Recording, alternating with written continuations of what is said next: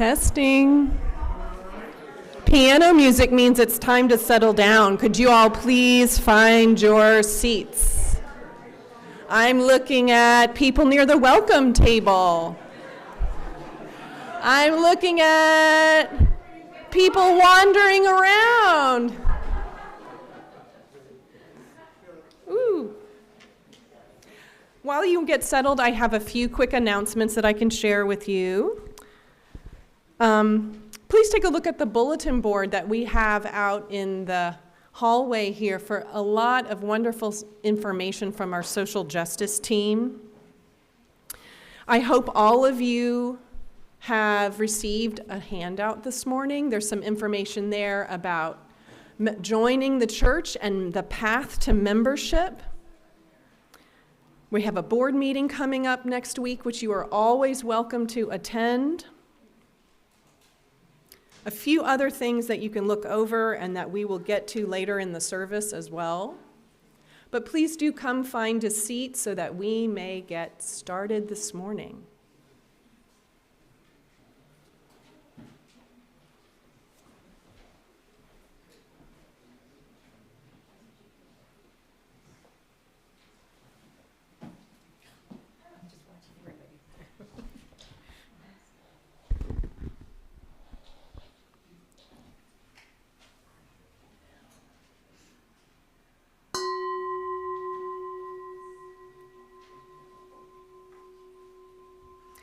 Good morning.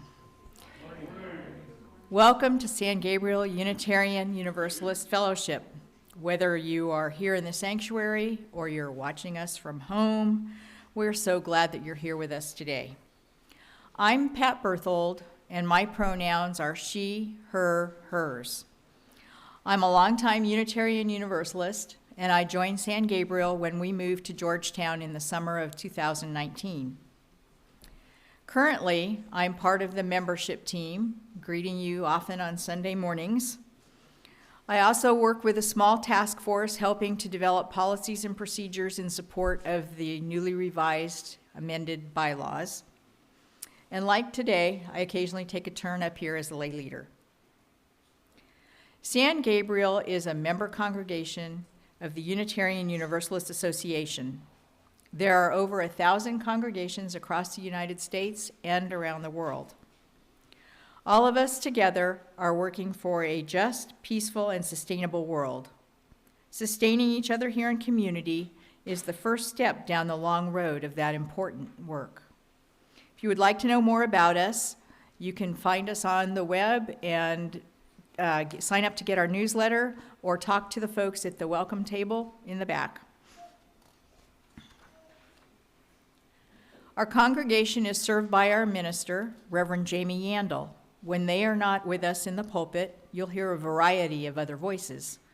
This morning, our Director of Religious Education, Corinna Whiteaker-Lewis, will share her reflections on how we support each other as community.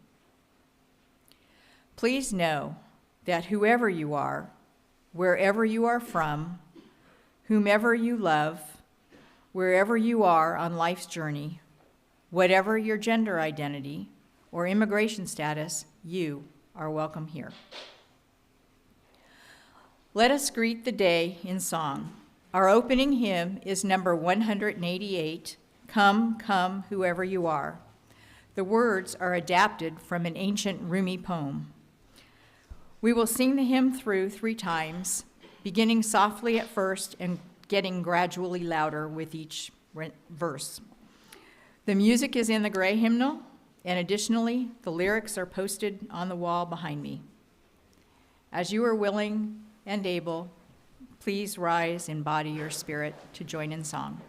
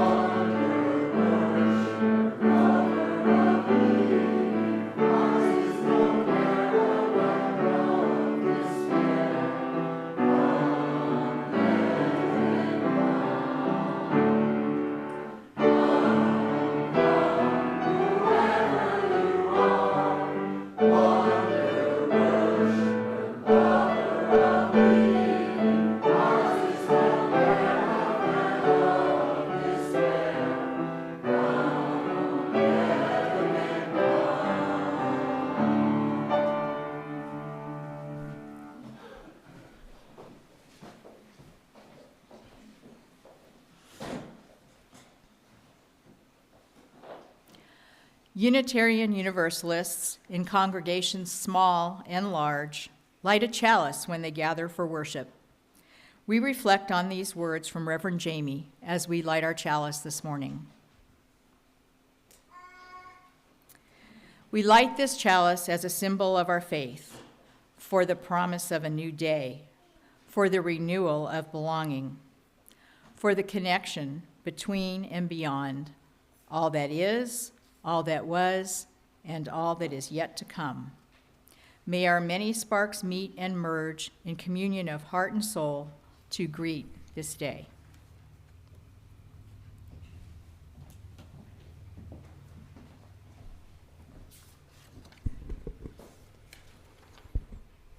Good morning. And as it is fitting for February, our Soul Matters theme this month is the path of love. I'm so pleased that we have now established 7 connection groups for this year and wish them well as they engage on this theme of love. For our call to worship today, I center us in this theme with words from Reverend Gretchen Haley.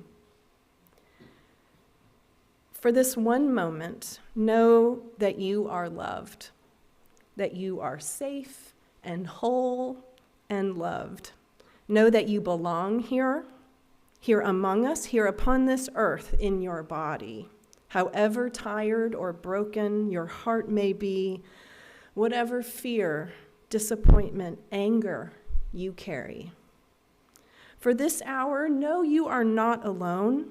Feel the presence of others, surrounding you, breathing beside you and with you, discovering together the way our voices rise and fall together in harmony, in hope.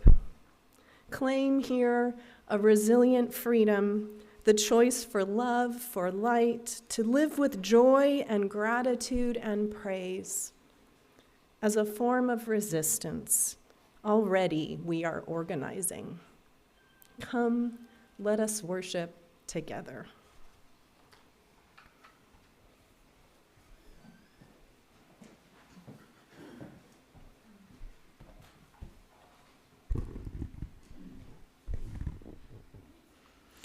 At this point in our service, we usually join together to recite our affirmation of faith. Today, however, we'll read our congregational covenant. We'll recite this responsibly, alternating between the line that I read and a line that you'll read. The words will be projected behind me.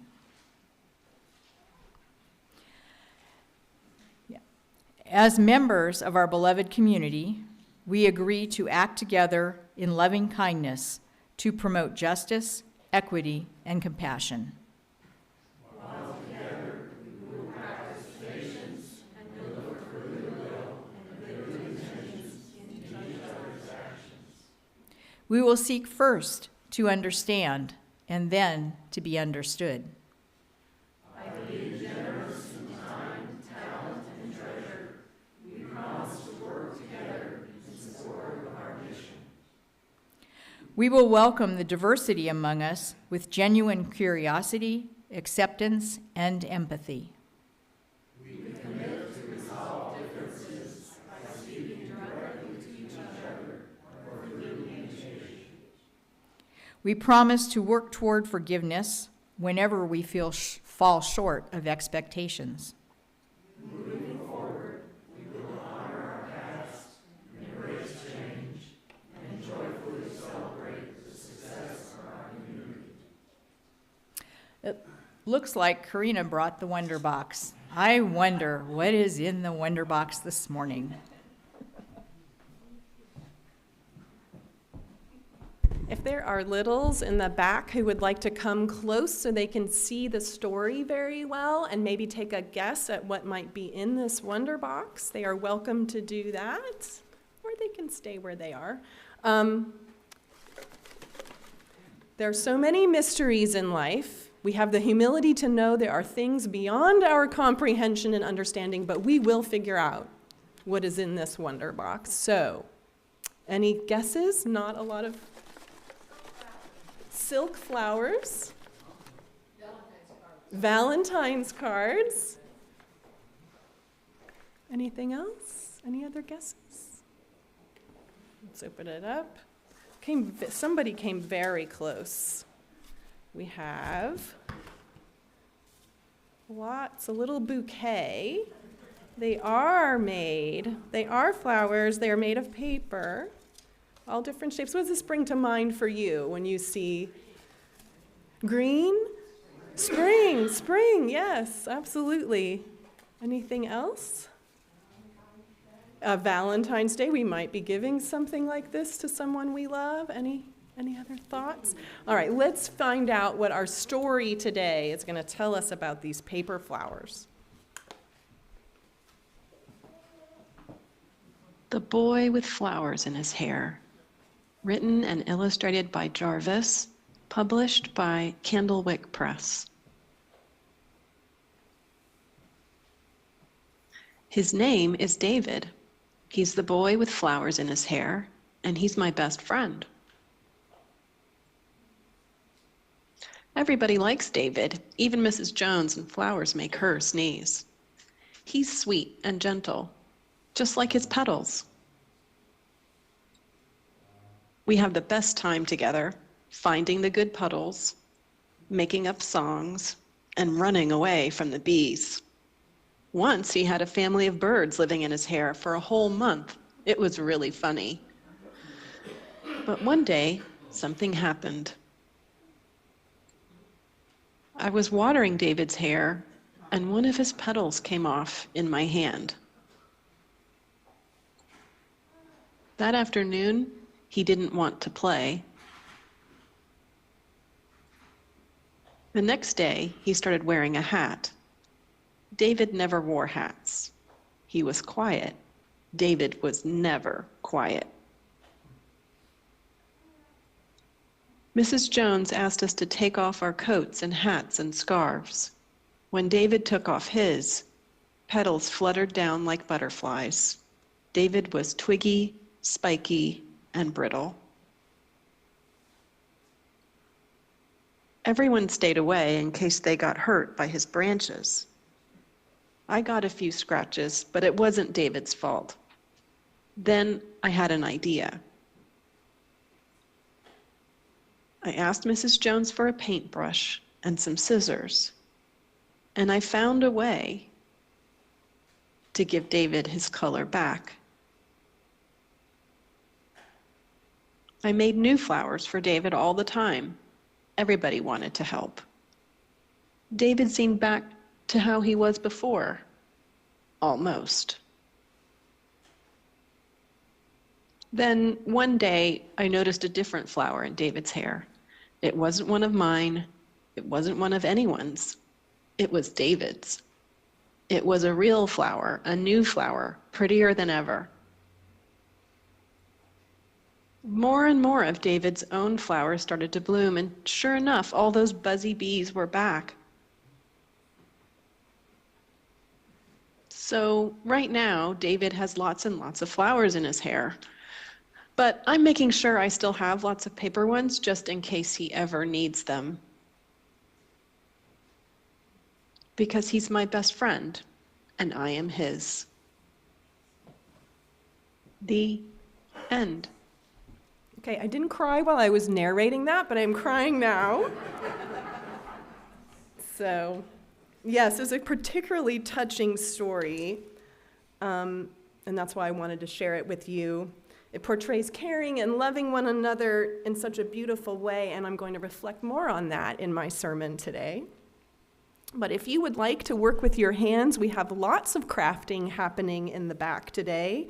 We have supplies for Valentine card making, and which you will be able to do some more of that after the service if you would like.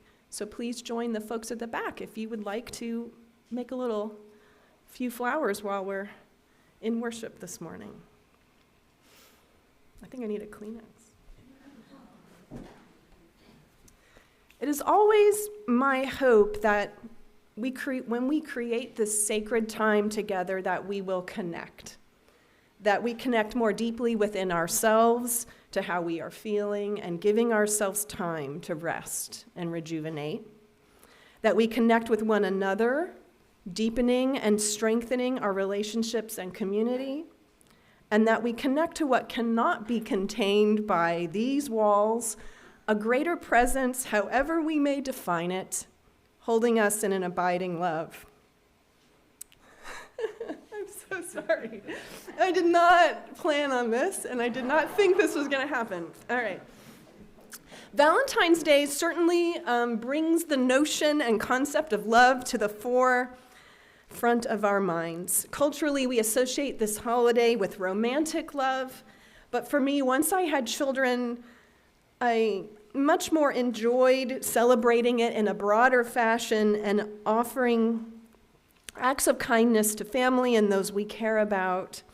With my children, we developed the practice of sending Valentine's as thank you notes to our relatives for the Christmas gifts we had just received. So it is that aspect of Valentine's Day, that relational, caring form of love that is on my mind today, and the type of connection I would like for us to focus on. That's probably why the story of the boy with flowers in his hair called out to me, as it is a touching expression of that type of love. Last week, Reverend Jamie spoke to us about self-care, and their sermon reminded me of a column I wrote for our Messenger newsletter back in December of 2019. And at the time, an article and an illustration called "The Complexity of Self-Care" by Deanna Van Zandt had caught my attention.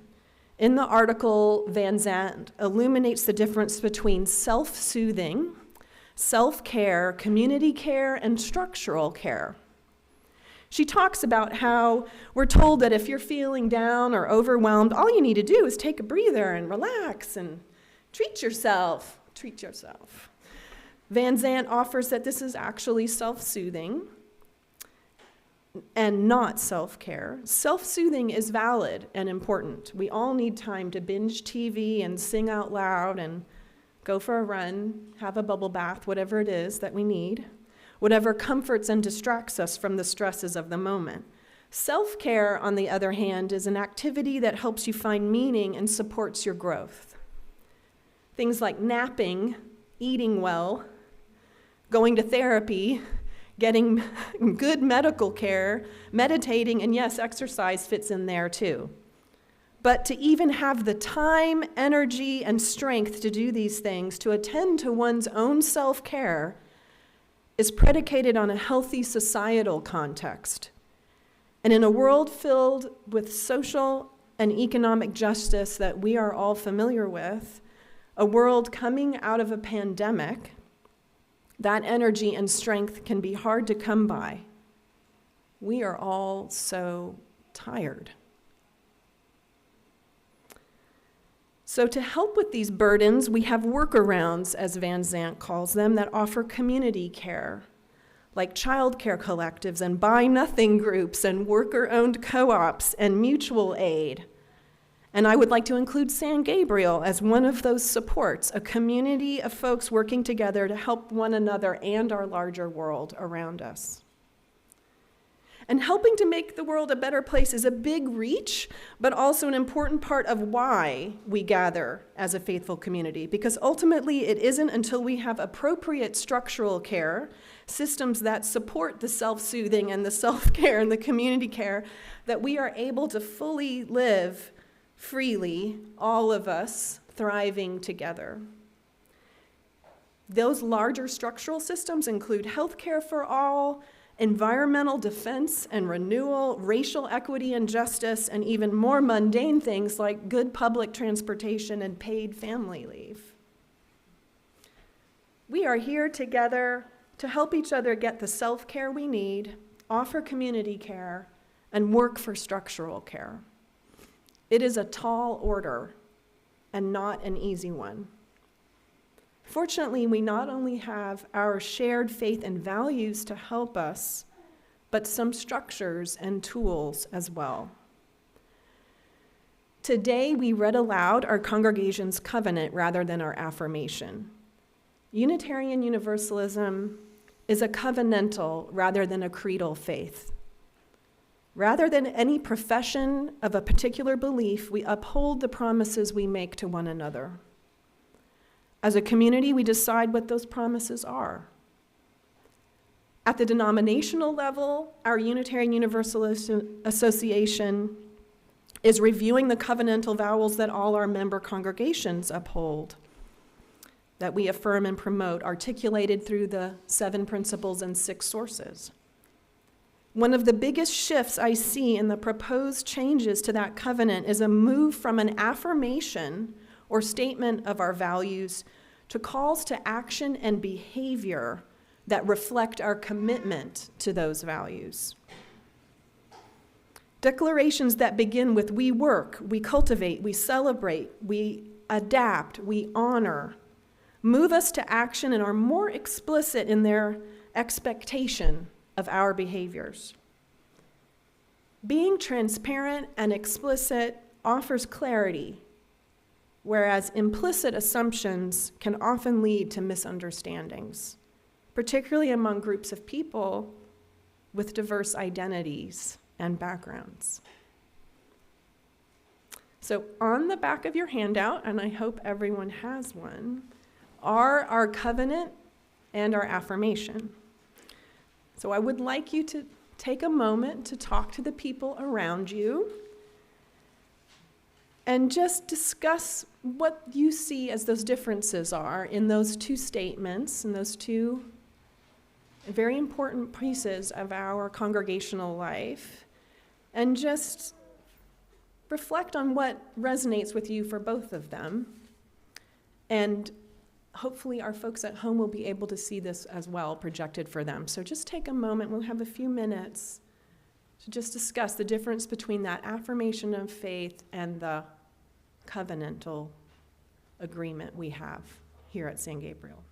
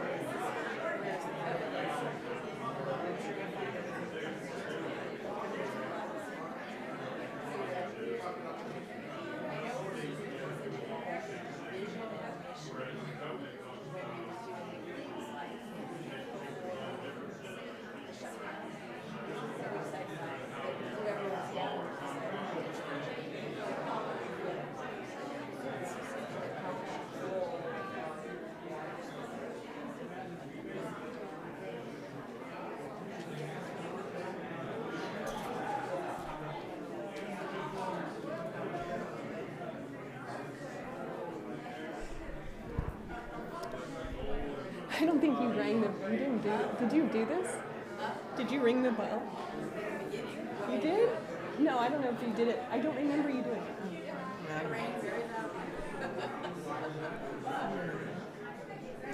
All right. We are going to continue sharing in just a minute. We're going to transition into,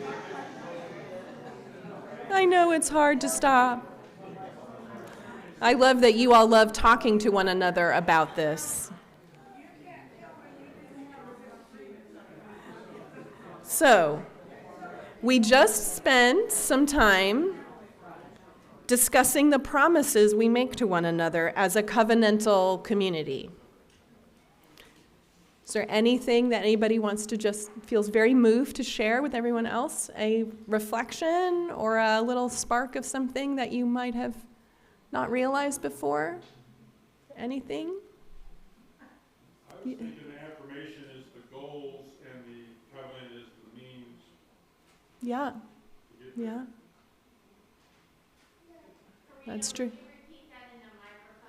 Oh, that's right. Thank you, Michelle. So John just shared that he feels that perhaps the covenant is the method by which we achieve the affirmation as a goal for our community.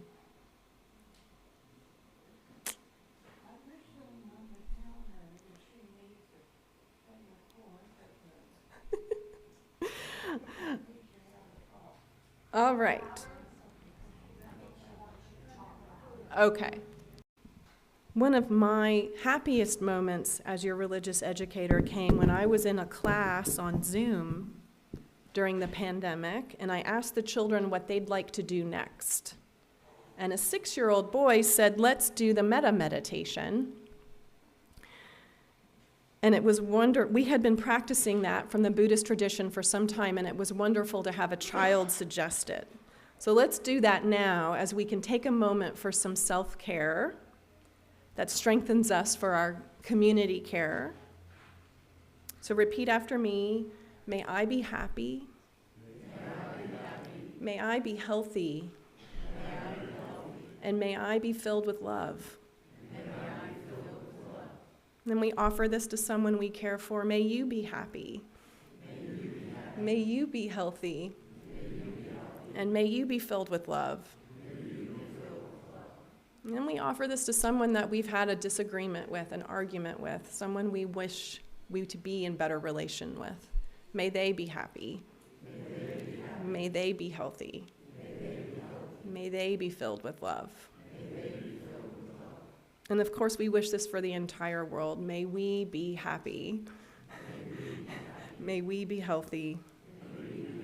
May we be filled with love.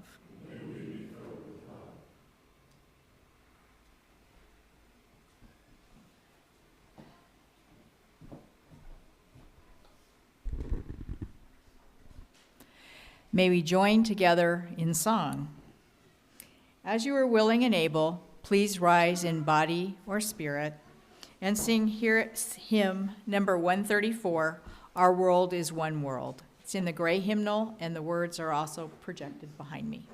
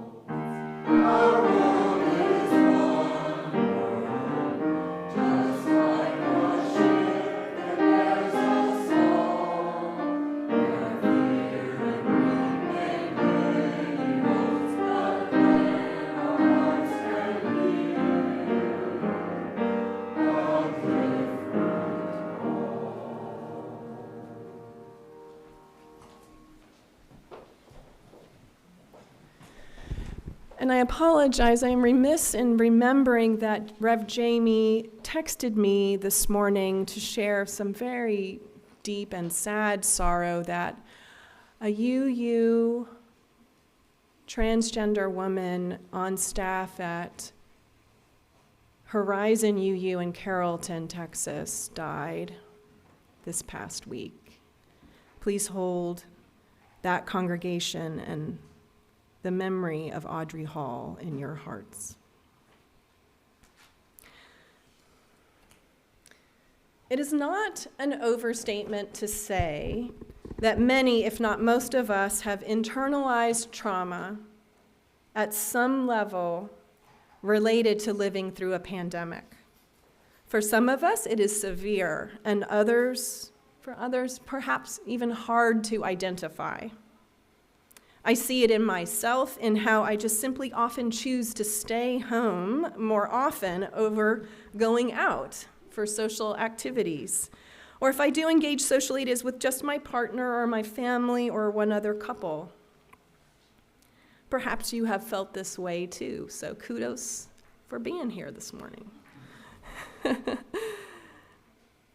Perhaps this is to be expected, given that for so long we were told it was dangerous and potentially life-threatening to be around other people.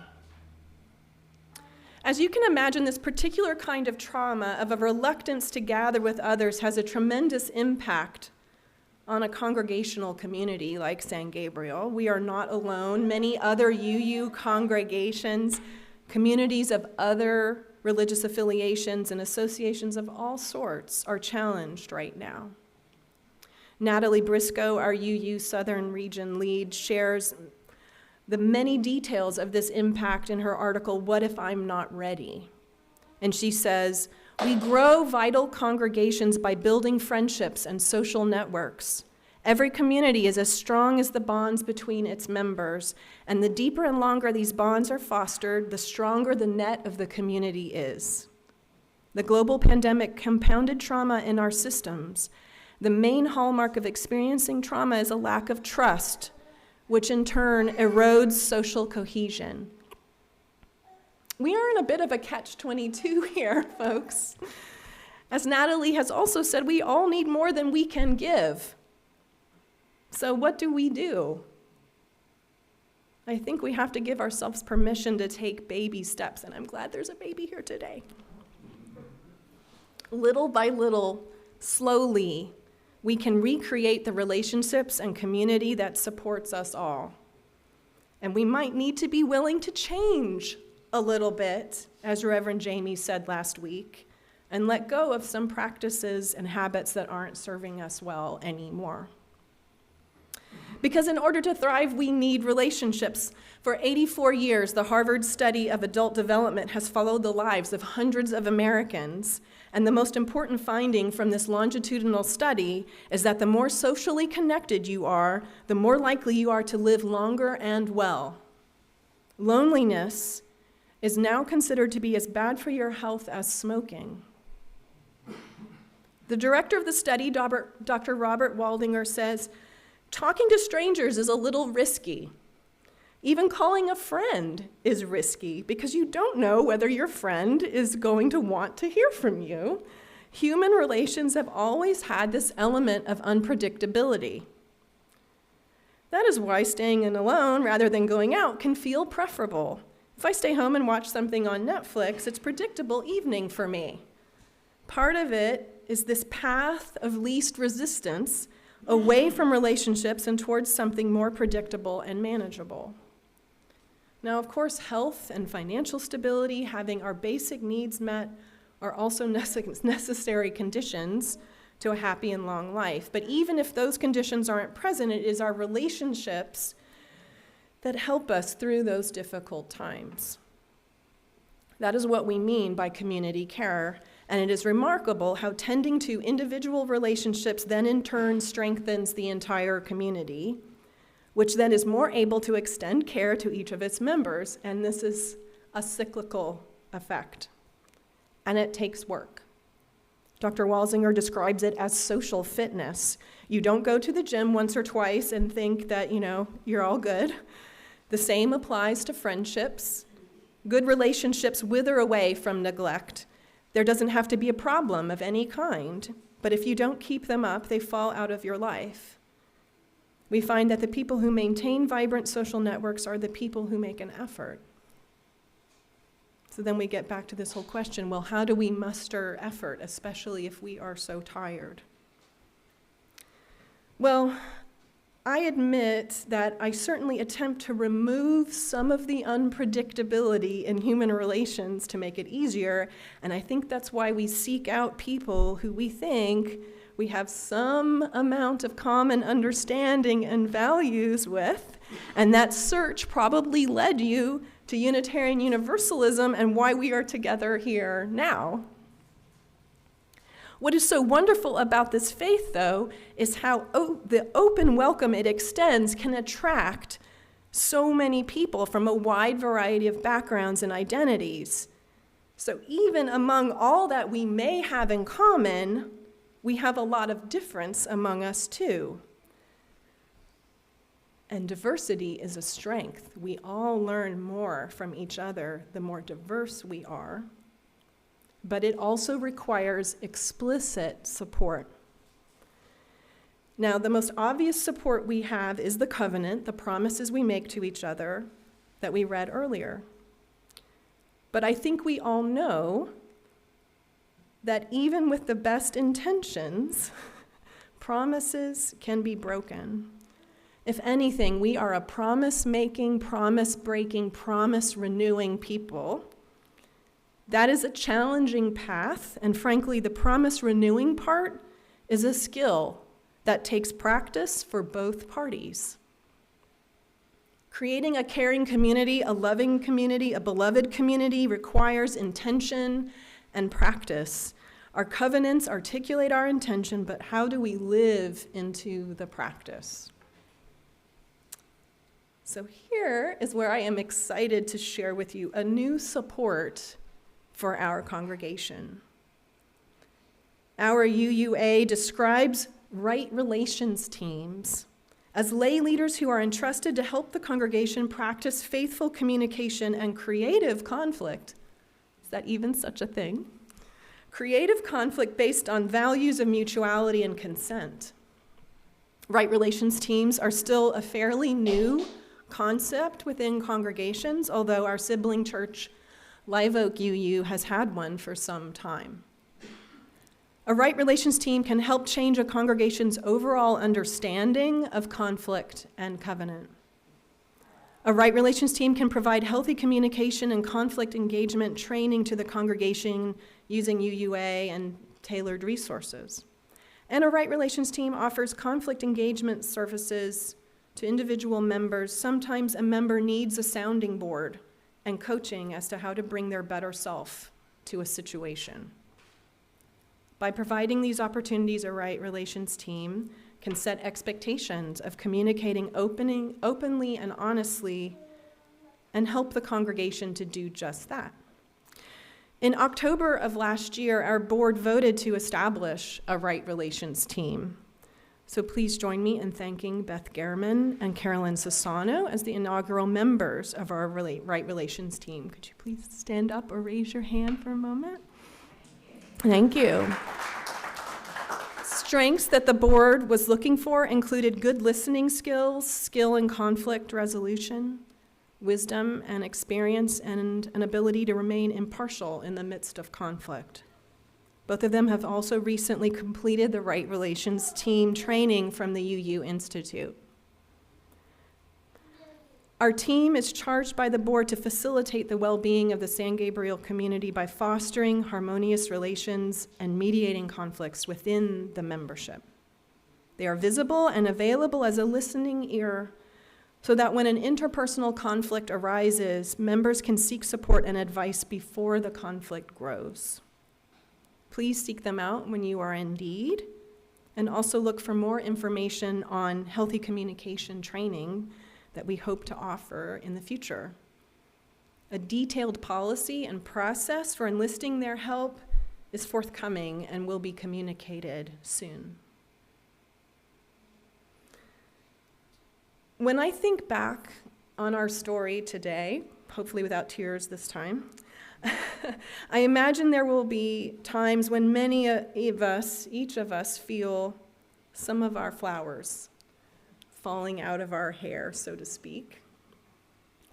And I hope that we all feel that this congregation will be a place for you to get your color back.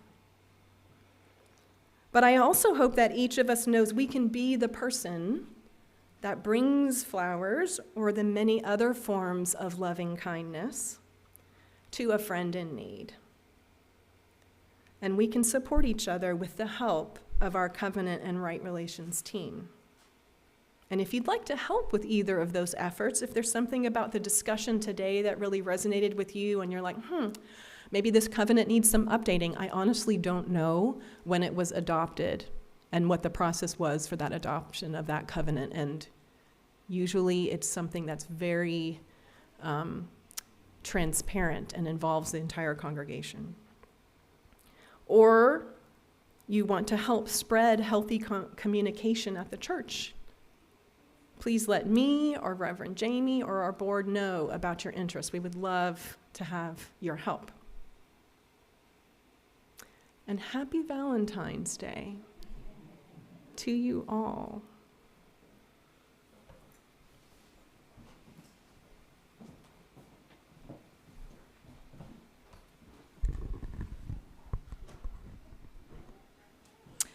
We take an offering each week to sustain this space that we call home and to support the work of our fellowship.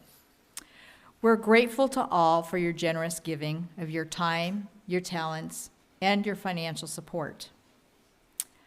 The Gift of Love, an English folk melody adapted and arranged by Hal Hobson, is our offertory music today. Thank you, Jean, for sharing your gift of music.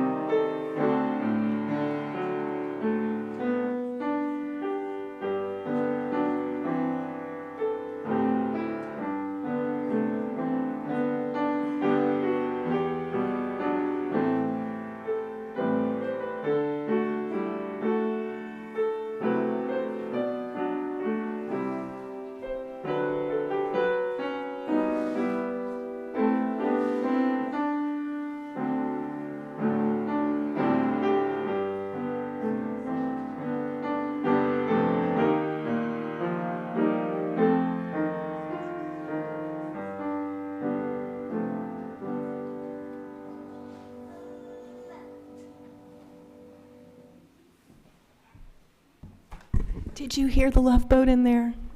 Because it was in there.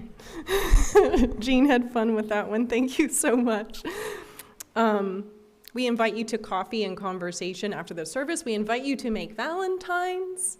That's not just for people this high. It's also for people my height. And I want to thank the tech team for all their hard work today. Thank you to everyone watching online. It's so lovely to have you with us today. Thank you to our hospitality folks who have put together those lovely treats for us. And just quickly again, announcements. You will see a place where you can give to help folks in Turkey and Syria. And a few other announcements. And do check out the bulletin board with all our social justice activities.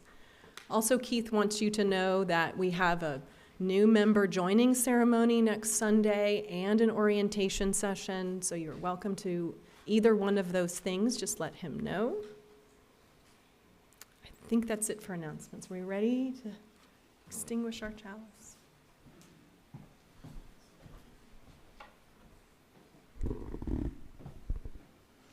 We close our sacred time together when we extinguish our chalice. Let us be guided by these words from Reverend Jamie. We extinguish this flame, but not the chalice inside of our hearts, which serves as a beacon of hope. Emboldened by its blaze, we are reminded that our strength as prophetic and powerful people is found when we come together at San Gabriel, which is here in Georgetown, to stay no matter what may come our way.